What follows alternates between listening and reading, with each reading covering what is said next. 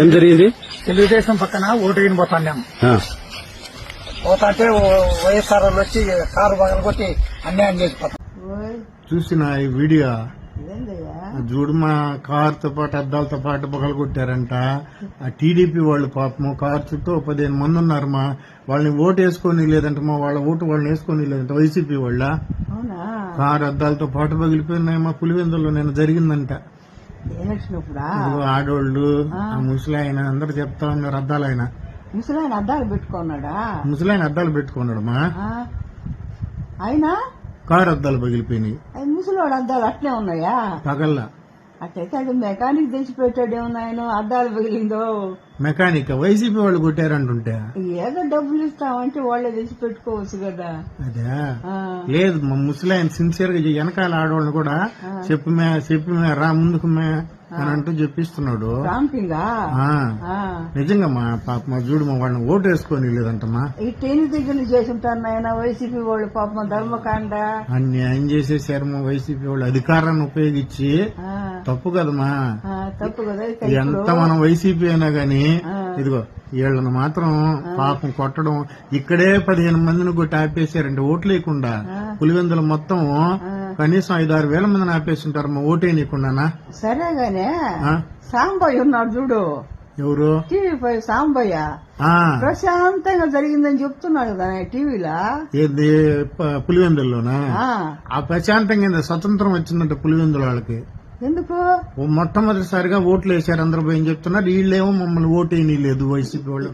వీళ్ళేందైతే car తెచ్చిపెట్టి చుట్టూ నిలుచుకొని పగలు కొట్టారు ఇవన్నీ చెప్తుంటే ఇవన్నీ చూడలే సాంబయ్య. ఇప్పుడు వీళ్ళేమో మమ్మల్ని ఓటేయని లేదు వైసీపీ వాళ్ళు గొడవలు చేశారు, అన్యాయంగా జరిగిందంటుంటే ఆ సాంబడేమో ప్రశాంతంగా జరిగిందని చెప్తున్నాడు. ఆయన హైదరాబాద్ లో ఉండేది. అదే పులివెందులకు రాలే, అందుకని ఆయన అటు చెప్తా ఉన్నాడు. అవునా? ఆయన స్క్రిప్ట్ వేరే, వీళ్ళ పేపర్లు వేరే. అవునా? ఇప్పుడు వీళ్ళకి న్యాయం జరగాలంటే ఏం చేయాలమ్మా? ఏం లే, బీటెక్ రవి ఆయనే కదా. ఆయన అక్కడ బీటెక్ రవియే కదమ్మా మెయిన్ అక్కడ. ఆయన ఇంత అన్యాయం జరిగినప్పుడు గమ్ముకుండకూడదు. ఏం చేయాలమ్మా? ఏం చేయాలంటే రీపోలింగ్ అయినా పెట్టాలా. అవునులే, ఇప్పుడు ఇట్లాంటి వాళ్ళు ఎంత మంది ఉన్నారు, ఎన్ని వేల మందిని అక్కడ అంటే 10,600 ఓట్లు ఉండేది. ఎన్ని వేల మందిని లేదో వైసీపీ వాళ్ళు ఓట్లు. వీళ్ళకి పాపం నిజంగా అన్యాయం జరిగిందమ్మా. ఇట్లాంటి వాళ్ళందరినీ తీసుకొని బీటెక్ రవి, ఆయన ఎంటెక్ చేయకపోయినా పర్వాలే, ఈ బీటెక్ రవి వీళ్ళందరినీ తీసుకొని గవర్నర్ కాడికి పోవాలమ్మా. ఒక 20 బస్సులు వేసుకొని పోవాలా. పోయి మాకు అన్యాయం జరిగింది, మమ్మల్ని ఓట్లు వేయించుకోలేదు, వైసీపీ వాళ్ళు కర్రలు రాడ్లు పట్టుకొని కొడుతున్నారు, మమ్మల్ని తరుగుతున్నారు, అందుకని మాకు మిలిటరీ సమక్షంలో పోలింగ్ జరిపించాలని చెప్పాలి. ఏ పార్టీ వాళ్ళు ఉండకూడదు, ఎవరు ఉండకూడదు. బీటెక్ రవి ఉండకూడదు, అవినాష్ రెడ్డి గారు ఉండకూడదు, ఎవరు ఉండకూడదు అనమాట. ప్రశాంతంగా జరిగేటట్టు అప్పుడు టీడీపీ వాళ్ళకి న్యాయం జరగద్ది. మిలిటరీ వాళ్ళని ఉపయోగించి టీడీపీ వాళ్ళకి న్యాయం చేయాలమ్మా. ఈ అన్యాయాన్ని న్యాయంగా మలుచుకోవాలంటే బీటెక్ రవి వీళ్ళందరినీ తీసుకోపోవాలి, గవర్నర్ దగ్గరికి పోయి సజావుగా జరిపించాలి. అంతే, గమ్ముకుండకూడదు. బీటెక్ రవి గారు ఎంతమంది అయితే ఉన్నారో ఓటు వేయలేకపోయారో టీడీపీ వాళ్ళందరినీ తీసుకురండి సార్ గవర్నర్ కాడికి.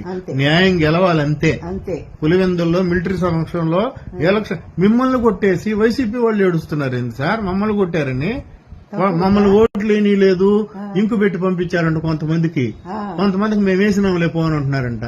అసలు ఇళ్ల నుంచి బయటికి రానికుండా ఓట్లు పోలేకపోయినాయంటమ్మా వాళ్ళు చెప్పడం.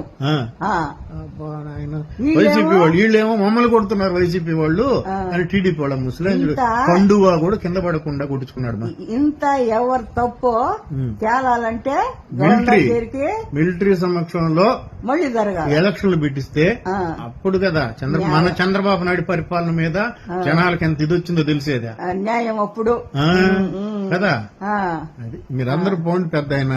అప్పుడు గిఫ్ట్ ఇచ్చానంటే సమంజసంగా ఒప్పుకుంటాం. అబ్బకు కొడుకు అదే లోకేష్ అంటే ఏం జరిగిందంటే లోకేష్ అడిగాడంటే చంద్రబాబు నాయుడు ఏమని, ఆయన కుప్పంలో మొత్తం వాళ్ళు కాన్స్టిట్యున్సీ మొత్తం జెడ్పీటీసీలు ఎంపీటీసీలు గెలిచేశారు మొన్న జగన్మోహన్ రెడ్డి ముఖ్యమంత్రిగా ఉన్నప్పుడు.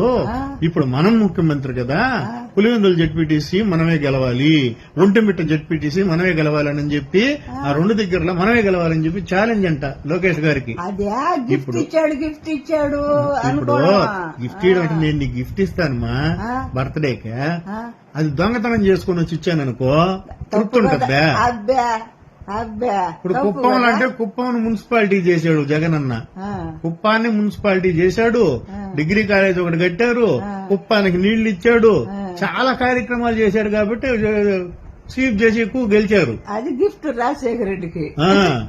ఇప్పుడు ఇదే అందని నాదేలా కొడగతా రాద్దాంతాలు రచ్చలు చేసి తన్ని తలకపోసి మళ్ళీ డిఐజీ చెప్తున్నాడా ప్రశాంతంగా ఎక్కడ ఏం అసలు ఒక చిన్న ఇది కూడా దొరకలేదని అంటారు. ఆ టీవీలో చూస్తే ఒక్కొక్కరిని చాలా ఘోరంగా కొట్టేస్తున్నారు, ఏజెంట్లను కూడా బయటకు లాక్కొట్టున్నారు. ఇంకో పోలీసు ఆయన కూడా చూడు ఎట్ట మాట్లాడుతున్నాడు సుబ్బు. అది మేము లేకపోతే తలకాయలు వేసిపోయింది. అది కూడా కాదు, ఒక కార్యకర్తను ఏమంటున్నాడు నువ్వు చూడలా, కాల్ చేస్తా తుపాకీ. ఇంకోటి తెలుసాము, వీళ్ళంట కొంతమంది ఎలక్షన్ ప్రచారం చేసుకోకుండా పత్యాపారం చేస్తున్నారంట. ఆ డిఐజీ చెప్తున్నాడు ఈ మాట, వైసీపీ వాళ్ళు పత్యాపారం చేస్తున్నారని. నిన్న కదా నేనున్నాగా ఇవిడరా పత్యాపారం చేసేదని డిఐజీ ముందుకొచ్చాడు. ఏనమ్మా నవ్వుతావా? డిఐజీ గారు ఉండంగా పులివెందుల్లో ఎవడు పత్యాపారం చేస్తాడమ్మా? అందుకని డిఐజీ గారు నిలబడి అని అబ్బాయి అని కాదు, డిఐజీ గారు ఉండంగా పత్యాపారం ఎవడు చేస్తాడు అక్కడ? ఎవడు చేయలేడంటే ఆయన డిఐజీ పవర్ తెలుసా నీకు? ఆయన ఉండంగా పత్యాపారం ఇంకొకటి చేయలేడు, చేయలేడు ఎవరిని. సరేనా? అది సరే. అయితే ఇప్పుడు అన్యాయం జరిగింది కాబట్టి టీడీపీ వాళ్ళకి పులివెందుల్లో ఖచ్చితంగా మిలిటరీ ఫోర్స్ ని పెట్టి ఎలక్షన్ చేపిస్తారేమో చూద్దాం. చూచాదండి చేయించాలి పాపం వాళ్ళు. అవినాష్ రెడ్డి గారు, జగన్ అన్న వీళ్ళందరూ కూడా ప్రపోజల్ పెట్టాలి. సరేనా? సపోర్ట్ ఇవ్వాలా? ఎట్టో కళ్ళద్దాలు పగలేదు మా ముసలోడికి, కారద్దాలు పగిలాయి. అంటే కళ్ళద్దాలంటే అవసరం ముసలోడికి, అందుకని కారద్దాలు పాల్గొట్టారు. ఎంత సార్ బయట పెట్టండి సార్, ఎంత మందిని ఓటేమీ లేదో టీడీపీ వాళ్ళని అందరినీ బయట పెట్టి వీడియోలు చేసి పంపించండి సార్. మీరు కావాలంటే బోయపాటి గారిని అడగండి, ఒక అసిస్టెంట్ కెమెరామెన్ పంపిస్తారు మీకు. ఏం సార్ మీరు న్యాయం గెలవాలి, ప్రజాస్వామ్యం గెలవాలి. అన్యాయానికి ఒక కారు చాలదు, కనీసం 100 కార్లు పగిలిపోయింది ఈ లెక్కన. 100 మందిని పెట్టి చూపించాలి బాగా. ఇది పెద్దయినా కారుకు డబ్బులు తీసుకో బీటెక్ రవాణని